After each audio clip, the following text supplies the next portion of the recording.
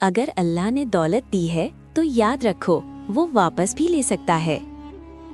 ये कहानी है कौम मदियन की, एक मालदार कौम जो तिजारत करती थी मगर दिलों में गुरूर भरा हुआ था। अल्लाह ने उनके पास नबी हजरत शोएब अलैहिस्सलाम को भेजा। उन्होंने समझाया, ईमानदार रहो, नाप तोल में धोखा ना दो, लोगों का हक ना खाओ, अल्लाह से डरो। लेकिन दौलत के नशे में डूबे लोगों ने जवाब दिया, शोएब, अगर तुम बाज ना आए तो हम तुम्हें और तुम्हारे मानने वालों को शहर से निकाल देंगे। यही उनकी तबाही की शुरुआत थी। फिर अचानक अल्लाह का फैसला आ गया। एक जोरदार धमाका, एक जबरदस्त ज़लज़ला, और पूरी कौम लम्हों में मिट गई।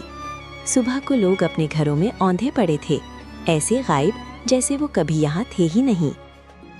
दौलत अच्छी चीज़ है, मगर गुरूर, धोखा और नाजायज़ कमाई अंजाम सिर्फ बर्बादी है।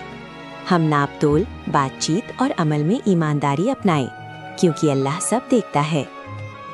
सच्चाई की ताकत कभी कमज़ोर नहीं होती। ऐसी और ईमान बख्श कहानियों के लिए सब्सक्राइब करें।